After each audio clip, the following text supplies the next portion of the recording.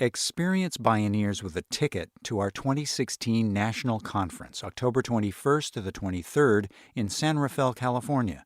To register and learn more, visit conference.bioneers.org.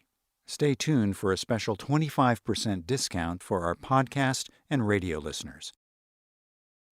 This week on the Bioneers, Revolution from the Heart of Nature. What I like to do is to be able to bring the possibility for hope and healing to people everywhere who need it, and to engage people in helping and healing themselves and each other. I'm Neil Harvey. Simple answers to anxiety, pain, and depression for healing the inner environment on the Bioneers, Revolution from the Heart of Nature.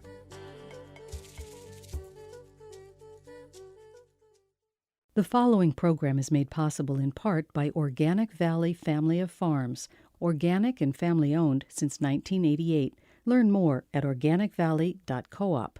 By Park Foundation, dedicated to heightening public awareness of critical issues.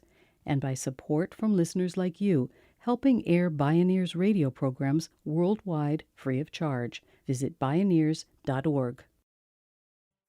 The word trauma comes from the Greek word trauma, which means a hole or a puncture.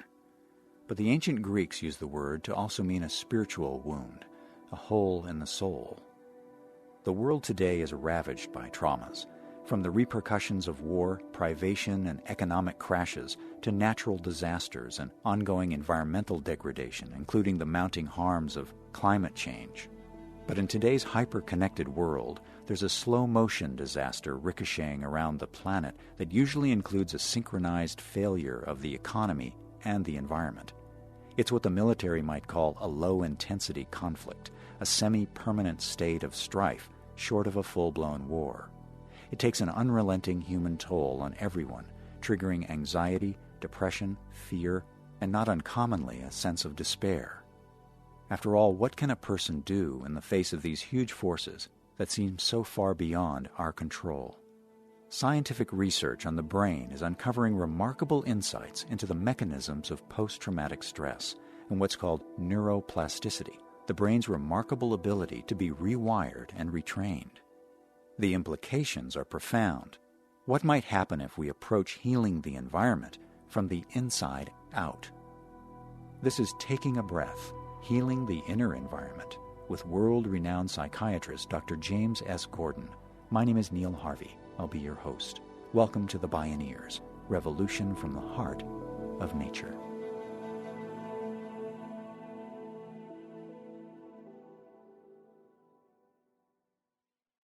Dr. James Gordon has spent his life studying how people can recover from trauma by employing a set of practices that treat the whole person, mind, body, and spirit.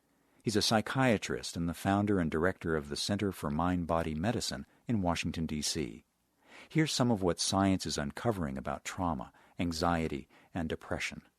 Scientific research on the brain has shown us two very important realities. The first is that these kinds of traumatic events activate the amygdala, the ancient fight-or-flight part of our brain, and it can be very hard to come down from the panic reaction. Our brain can become stuck like a freeze frame in a movie, or patterned for panic, which can then become a self-perpetuating dynamic and worsen the very situation causing it. The second body of research is hopeful. It shows that our brains continue to develop and change over the course of a lifetime. It's called neuroplasticity. Even in old age, we can grow new neurons, make new connections, and train our brains. In other words, we have the power to change our inner state, to come back to center and practice clear thinking. As we come to understand more about the true nature of our inner environment, we're discovering a powerful capacity for regeneration and healing. Since 1994, the Center for Mind-Body Medicine has trained thousands of teachers, healthcare professionals, and community leaders who've brought scientifically validated techniques for self-care and self-awareness to tens of thousands of traumatized individuals and communities around the world. Dr. James Gordon.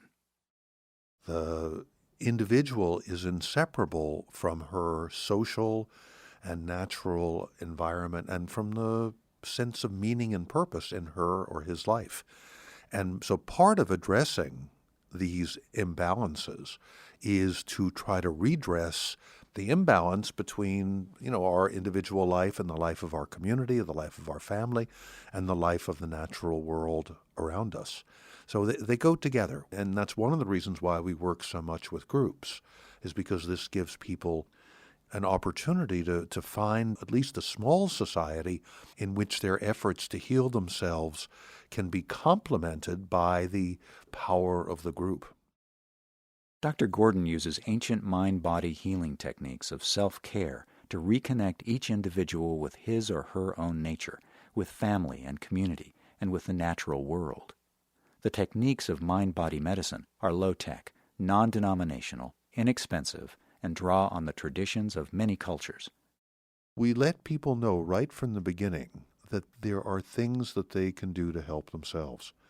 One of the major issues of anybody suffering from anxiety, depression, chronic illness of any kind is feeling helpless and hopeless.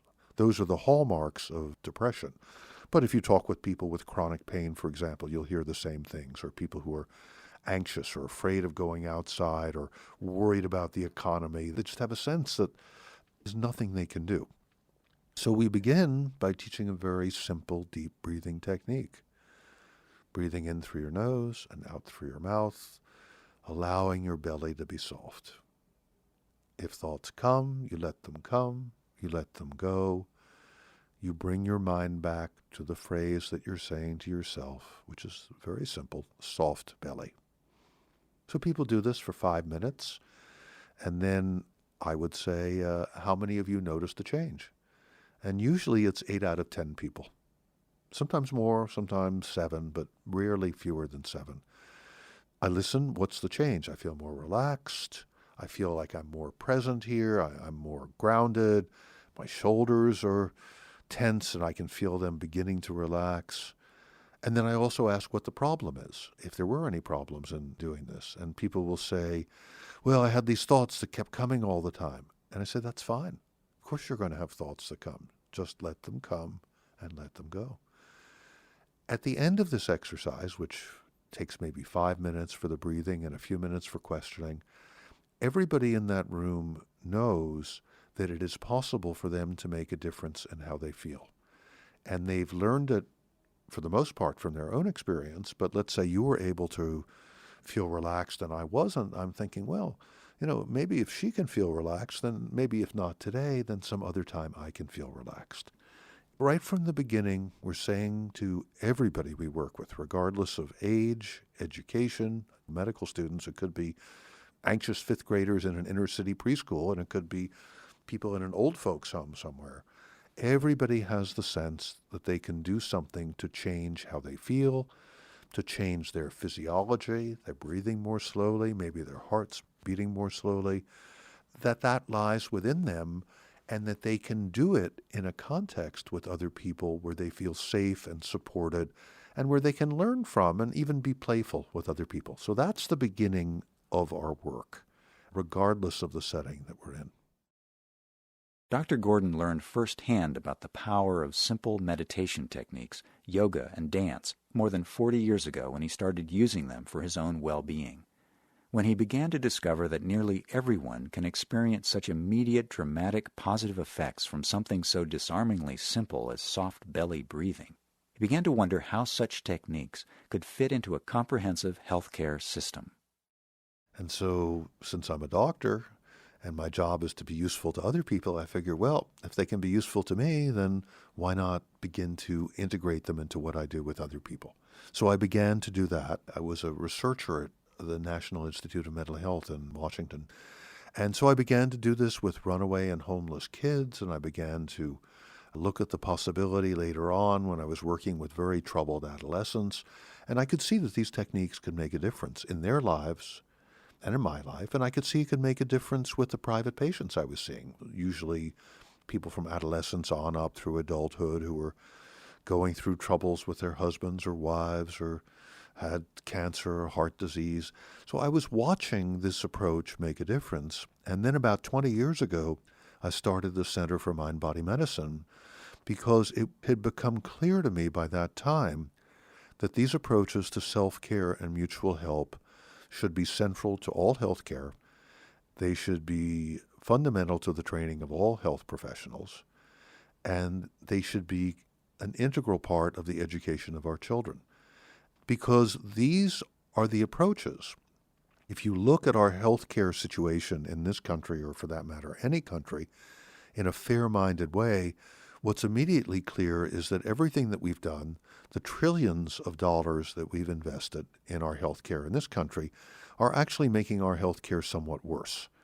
Although we're great at dealing with a terrible car accident, or if you need to have your gallbladder taken out, or if you have an overwhelming infection, most of the problems that most of us have, most of the time, we do not have any magic bullets for. There is no simple surgical or pharmaceutical answer.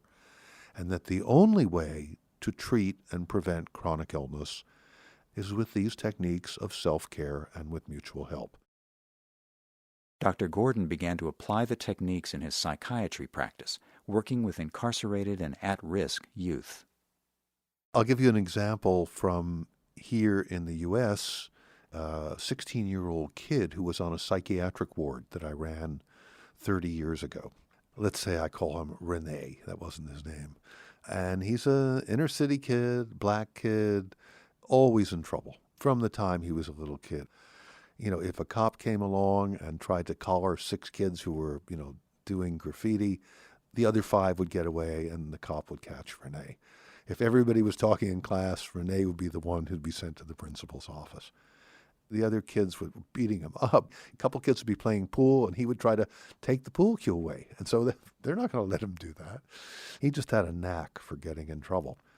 And on this psychiatric ward that I ran, I taught meditation, we had basketball, we had kung fu, and he really liked those. And they were helpful to him, but he was still incredibly agitated. And I noticed that he drank Cokes and he ate sweets all the time. So I sat down with him and I said, and this is really the way I relate to people generally, I said, let's look at the situation. Let's take a real look at what's going on. You're getting yourself constantly in trouble. You're in trouble in school. You're in trouble here. You're going to wind up in jail for a long stretch if you keep going the way you're going. You're out of control. And you eat all these sweets. And I'm thinking, you're better after we do kung fu and you're better after we do meditation. But I'm wondering, if these sweets don't have anything to do with it, because you get so agitated. And he said, well, maybe so, doc. Maybe so, doc. He talked so fast I couldn't understand him. I said, well, listen, Rene, how about an experiment? For 10 days, no Cokes, no candy. Let's see what happens. Within 2 or 3 days, he was a totally different kid. Life on the ward was much happier for everybody, including Rene. Nobody was beating him up. This went along for 10 days. I came in on the 11th day, and he was climbing the walls. And he was punching people, air punching him. I said, what happened, Rene? He says, man, doc.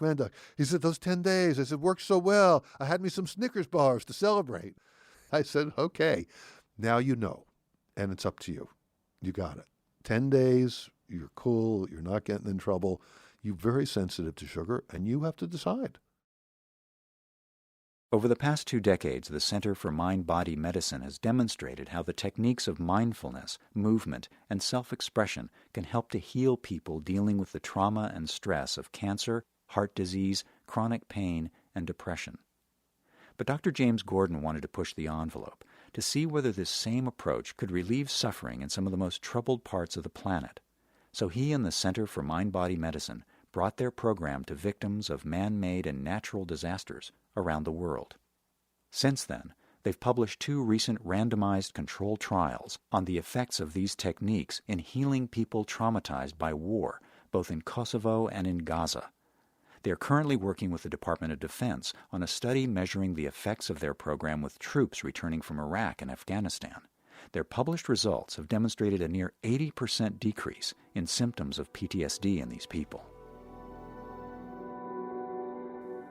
As Dr. James Gordon illustrates, the fundamental language of self-care is a sort of underground river of healing techniques that are seldom tapped by our current healthcare system, which really is more of a downstream disease care system. Simple practices such as soft belly breathing, mindfulness meditation, group processing, and basic nutrition can instead prevent the onset of chronic diseases from occurring in the first place and mitigate or heal trauma. Dr. Gordon began to take these practices to some of the world's most dangerous and traumatized places where people were trying to rebuild their lives. He and his trainers have gone into war zones and disaster areas, knowing that transformation is possible. He spoke at a recent Bioneers conference. One of the places we work is Haiti, and one of the overwhelming feelings in Haiti is everything's totally out of our control. Not only the nature that produced the earthquake, but the economy, the political situation, the housing situation, everything is beyond their control. But simply being able to breathe and being able to make a positive difference through breathing has been the beginning for many of the people we've worked with and many of the people that they've worked with, the beginning of change. So somebody who will come to one of our trainings or one of our workshops, she'll bring this technique home to her family. Everybody will do soft belly at night. And in many instances, dozens that I've heard about, and I'm sure there are many more, people have the first decent night's sleep they've had since the earthquake. Because for the first time, they're able to quiet the fight or flight and stress response that has been there ever since those first moments of the earthquake. That sense of everything racing all the time and the feeling that goes with it of I can't do anything about this. One of the beautiful lessons that I keep learning more and more is that simple things are enormously powerful, and that this kind of technique can be taught to anyone, and virtually anyone can teach it to other people. The fight or flight response is the hardwired sympathetic nervous system signaling the organism to defend itself or run for its life. Freezing is the defense mechanism of the parasympathetic nervous system, like a rabbit immobilized like a statue to hide from a fox. In PTSD, post-traumatic stress disorder, either or both of these mechanisms can still be in overdrive months, years, or decades after the original traumatic experience.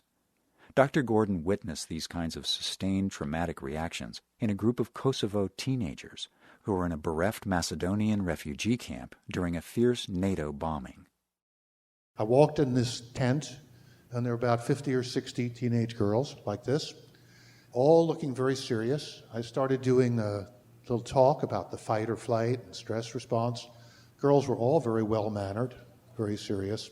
I said, no, got to do something else. I said, okay, let's stand up. So we stood up and we started to shake. Within 2 minutes, 50% of the girls were weeping, and they continued. And then we had them sit in groups and do drawings of themselves and their biggest problem and solution to the problem. This is the first time they were able to talk about what had been happening to them during the war. That their brothers and their fathers were fighting or in jail or maybe dead. And they couldn't talk about it with their mothers or their younger siblings or their grandparents because they didn't want to upset anybody. So they had to be tough. But you can't be tough all the time. It's going to take a toll on you. So they started crying and talking and sharing. And then they came back. I had everybody come back in the large group again. I got them up, talked a little, then got them up shaking and dancing. And this time they were dancing, just like teenage girls. And afterwards they came up to me and they said things to me like, do you know Michael Jackson? And do you have any CDs you'd like to trade with me? Because they could not recover being an ordinary teenage girl with the pleasures and silliness of a teenage girl without having to feel the tremendous sorrow and fear that they felt. And just this one afternoon, I don't have long-term follow-up, but there was a greater degree of freedom in them, and it was through the body. I could have talked to them at great length, individually or in a group. It wouldn't happen. But simply getting up and moving the body, it was all there. Eventually, the Center for Mind-Body Medicine trained 600 people from Kosovo, including everyone who worked in the community mental health system. It created a local faculty from the young up-and-coming Kosovo Albanian leaders in psychiatry and psychology. Astoundingly, Kosovo is today the only place in the world where mind-body medicine is an integral fundamental part of the national health system. The center has since brought mind-body medicine training to the place that is perhaps the very epitome of permanent conflict and trauma, Israel and Palestine. There are now more than 420 trained clinicians and educators leading programs in Gaza for adults and school children. During a visit there, Dr. Gordon was introduced to one student named Ahmed. I talked with Ahmed, and I said, Ahmed, tell me what it's been like. What's gone on? Why did you come to this group? And he said, my teacher told me to come because I was having so much trouble concentrating. I was so anxious. He said, I came into the group, and the first day I did that soft belly breathing that you teach. And breathing in through my nose and out through my mouth with my belly soft. He said, after 5 minutes, he said, I got a little bit of relief.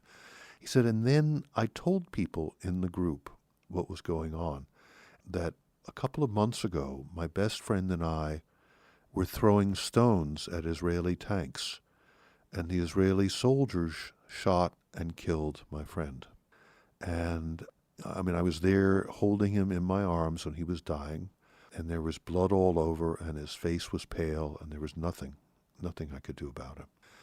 And he said, ever since then, I've been so anxious and so upset. And in my dreams, I see him lying there, and I see his face. I see the pale face, and I see the blood all over. And he said, and I was very glad that I could talk about this, and I felt a little bit better. And I kept on doing the soft belly. He said, then something else happened. And I'm telling you this now, and I haven't talked about this before. In the third group, we did an exercise with the wise guide. You go to a safe place in your mind, and then you imagine a guide coming to you who's going to help you. He said, and the first guide who came to me was my grandfather, and the suggestion was that I talk about a problem that I was having. He said, I feel so bad, and I have these nightmares, and I can't concentrate in school, even though that's a little better now. But I still go out several times a week, and I throw stones at the Israeli tanks because I want them to kill me. And my grandfather said, oh, you're a good boy. I love you very much. He said, and then another guide came to me, and it was the Quran. And so I asked the Quran, what should I do? And there were some quotes from the Quran about peacefulness, and that was helpful to me.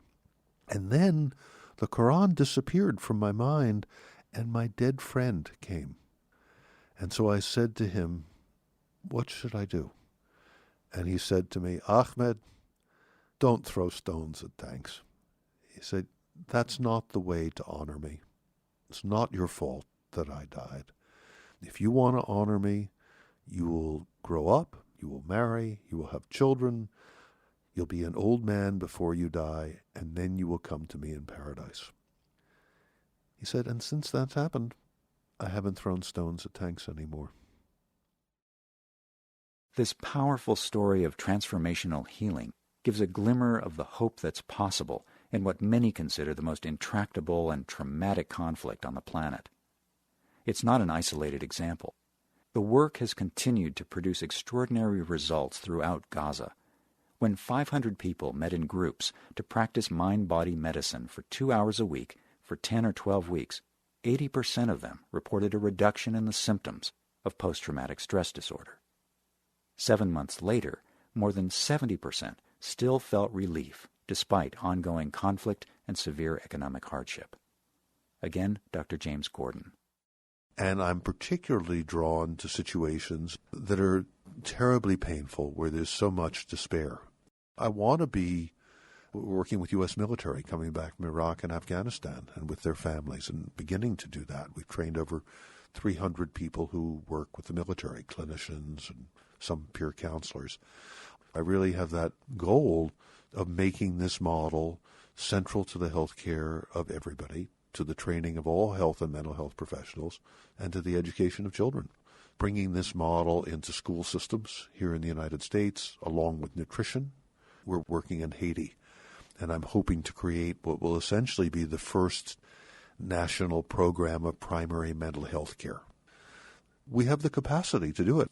I have 100 trained faculty, 60 of whom can do the work of training others at a very high level in English. Others may only speak their own language. And the receptivity is very, very high. What I like to do is to be able to bring the possibility for hope and healing to people everywhere who need it. That's the modest goal I have, and to engage people in helping and healing themselves and each other, and to create the opportunity for them to do that. Dr. James Gordon, Taking a Breath, Healing the Inner Environment.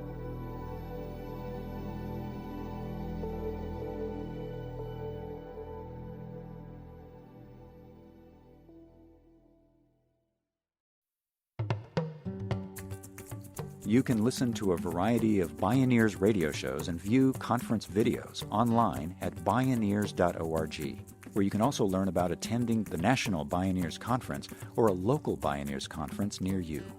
The Bioneers, Revolution from the Heart of Nature is a production of Collective Heritage Institute. Executive producer, Kenny Ausubel. Written by Catherine Stifter and Kenny Ausubel. Senior producer, Neil Harvey. Managing producer, Stephanie Welch. Production management, Aaron Leventman and Nicole Spangenberg. Original recordings provided by Focus Audio Visual. Interview recording engineer, Jeff Westman. Our theme music is taken from the album Journey Between by Baka Beyond and used by permission of Hannibal Records, a Rykodisc label. Additional music was made available by Sounds True at soundstrue.com. For more music information, please visit bioneers.org. My name is Neil Harvey. Thank you for listening. I invite you to join the Bioneers in inspiring a shift to live on Earth in ways that honor the web of life, each other, and future generations. This is program number 1112. This series is made possible by Organic Valley Family of Farms, organic and family-owned since 1988. Learn more at organicvalley.coop. And by Park Foundation, dedicated to heightening public awareness of critical issues. For more information, visit Bioneers.org or call 1-877-BIONEER. If you love Bioneers Radio, it's free and easy to support us. Just take a moment to post a review on our podcast on iTunes, Google Play, or wherever you find our show online. You'll be helping other people find and enjoy these incredible thinkers and storytellers. And thank you for helping us out. Experience Bioneers in person by attending our 2016 National Conference, October 21st through the 23rd in San Rafael, California. For a special 25% discount, register at conference.bioneers.org and use the special promo code BioneersFans. That's all one word, BioneersFans, FANS.